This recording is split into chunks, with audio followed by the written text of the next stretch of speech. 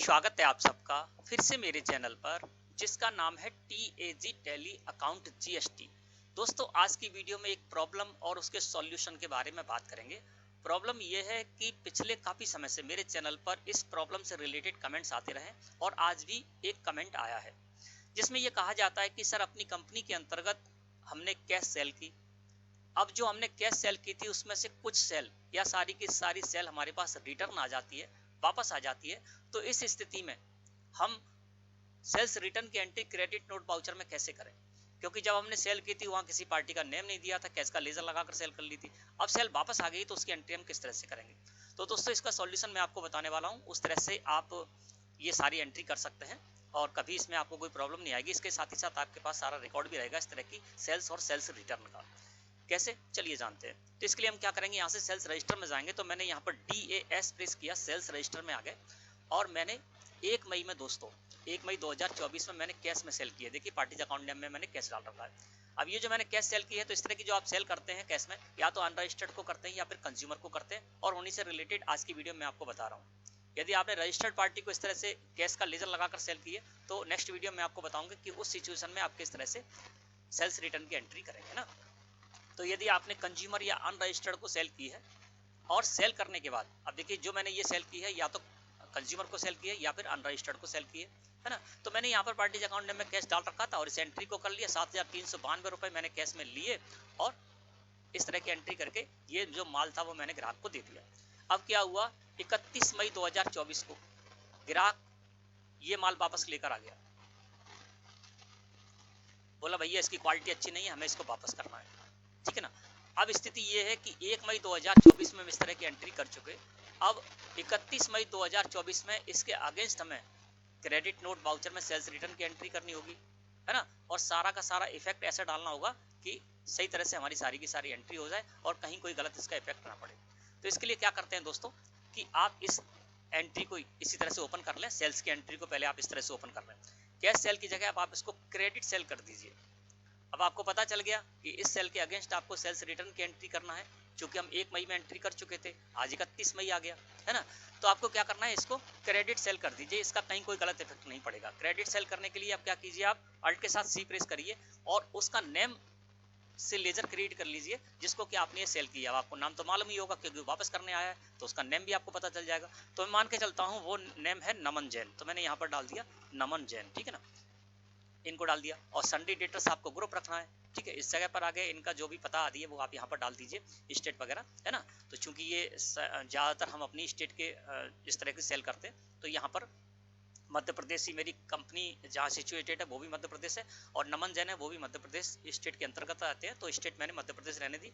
Registered type में आ गया, तो या तो ये अनरजिस्टर्ड है या फिर कंज्यूमर है। तो अनरजिस्टर्ड और कंज्यूमर मैंने कर दिया और इस तरह से दोस्तों मैंने इस लेजर को क्रिएट कर लिया, ठीक है।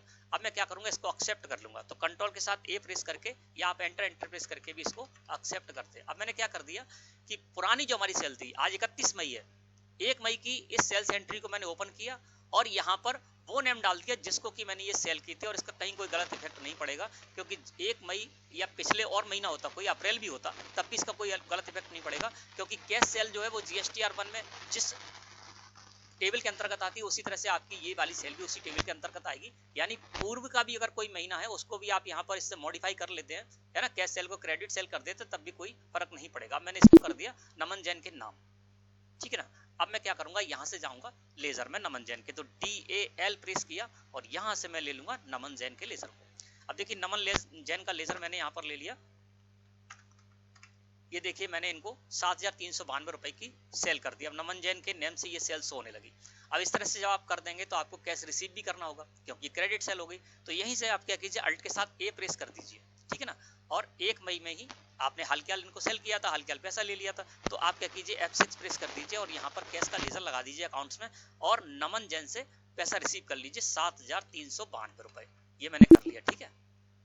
अब क्या हुआ, नेम भी डल गया, जो सेल थी वो नमन जैन के नाम से हो गई और नमन जैन से मैंने पैसा भी तुरंत उसी डेट में यहाँ पर रिसीव भी कर लिया। इससे आपका कैश का लेजर भी कोई इफेक्ट नहीं डालेगा, आपका गलत इफेक्ट नहीं जाएगा। क्योंकि हमने जो कैश सेल की थी पहले, तो 1 मई में ही हमारा ये पैसा आ रहा था, तो हमने रिसीव कर लिया, तो 1 मई में ही कैश में फिर हमारा ये पैसा आ गया, तो कैश में भी आपका कोई गलत इफेक्ट नहीं पड़ेगा और कहीं आपका इस स्थिति तक कोई गलत इफेक्ट नहीं पड़ेगा, केवल हमने क्या किया, उसको नेम दे दिया सेल को, ठीक है। अब ये देखिए बैलेंस इनका हो गया 0। अब क्या करेंगे, अब हम करेंगे इनसे सेल्स रिटर्न की एंट्री, है ना। तो अल्ट के साथ ए प्रेस कर देते हैं और यहाँ पर अल्ट F6 प्रेस कर देते हैं। सेल्स क्रेडिट नोट वाउचर को लाने के लिए कंट्रोल H प्रेस किया, आइटम इनवॉइस ले लेते हैं, ठीक है, ये मैंने ले लिया। अब कौन है, नमन जैन, डेट क्या है 31 मई, तो मैंने 31 मई में अब मैं एंट्री करने जा रहा हूँ, मुझे नेम पता चल गया, ठीक है। अब नमन जैन का जो लेजर था, जिसको लेजर को लेकर मैंने सेल्स की एंट्री की थी, वही लेजर यहाँ पर लगा दिया।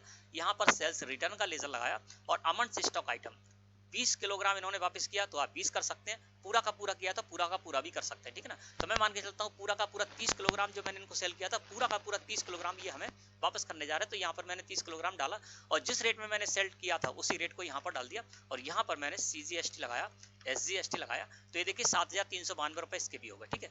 अब मैं इस एंट्री को यहाँ से इस तरह से कर लूंगा। अब देखिए 31 मई में मैंने क्या किया, यहाँ पर सेल्स रिटर्न की एंट्री भी कर ली। अब जैसे आप सेल्स रिटर्न की एंट्री कर लेंगे तो 7,392 रुपए इनके आप पर निकलने लगेंगे, है ना। तो इनको वापस भी करना होगा, तो वापस करने के लिए आपको क्या करना होगा, पेमेंट वाउचर में इसकी एंट्री कर लीजिए। अब मैं क्या करता हूँ, अल्ट के साथ ए प्रेस कर देता हूँ और 31 मई में ही मैंने इनको पैसा वापस कर दिया, ठीक है ना। तो F5 प्रेस कर देते, पेमेंट वाउचर लेकर आते, कैश में वापस किया, तो यहाँ पर कैश का लेजर लगा दिया और नमन जैन को मैं ये पैसे वापस करने जा रहा हूँ 7,392 रुपए। तो देखिए मैंने ये कर लिया, ठीक है। अब देखिए नमन जैन का जो बैलेंस है 0 हो गया और हमारा सारा काम परफेक्ट तरीके से हो गया। सबसे पहले क्या था कि जो सेल्स की एंट्री कैश सेल के नेम से डली हुई थी, वहां पर मैंने नमन जैन का लेजर लगा दिया जो कि अनरजिस्टर्ड थे या फिर कंज्यूमर थे, ठीक है। ये मैंने कर दिया, इनके नेम कर दिया। फिर मैंने उसी डेट में यहाँ पर कैश रिसीव कर लिया, ठीक है ना। तो हमारा कैश का लेजर था, उस पर भी कोई गलत इफेक्ट नहीं पड़ा, उसी डेट में कैश फिर से पहुंच गया कैश के लेजर में, ठीक है। ये कर लिया। इसके बाद मैंने सेल्स रिटर्न की एंट्री कर ली, मुझे नाम पता चल गया था, कैश था, इस वजह से हमें दिक्कत आ रही थी कि किस तरह से हम क्रेडिट नोट वाउचर में सेल्स रिटर्न की एंट्री करें। और बाद में हम ये पता भी नहीं लगा पाते कि हमने किसको ये जो सेल्स रिटर्न की एंट्री की है वो किसको की है ना। तो हमने क्या किया, अब यहाँ पर नेम पता चल गया था, तो नेम से हमने वो सेल्स रिटर्न की एंट्री कर ली। अब सेल्स रिटर्न की एंट्री कर ली तो क्या हुआ, 7,392 रुपए की हमने इनको सेल की थी, पहले कैश सेल की थी, तो इन्होंने 7,392 रुपए हमें दे दिए थे, तो उसकी हमने रिसीव की एंट्री कर ली थी। अब इन्होंने पूरा का पूरा वापस कर दिया, तो अब इनके पैसे हमें देने भी पड़ेंगे वापस। तो 7,392 रुपए की उसी डेट में 31 मई की डेट में मैंने यहाँ पर पेमेंट वाउचर में एंट्री कर ली और 7,392 रुपए इनको कैश में दे दिए, है ना। अब इनका सारा का सारा बैलेंस 0 हो गया और हमारा जो भी तरीका था वो तरीका एकदम परफेक्ट रहा। इसके बाद जब आप यहाँ पर GSTR 1 रिटर्न में जाकर देखेंगे तो वहां पर भी इसका इफेक्ट आपको मिल जाएगा। देखिए मैंने पीरियड कर दिया 1 मई से लेकर 31 मई के बीच, है ना।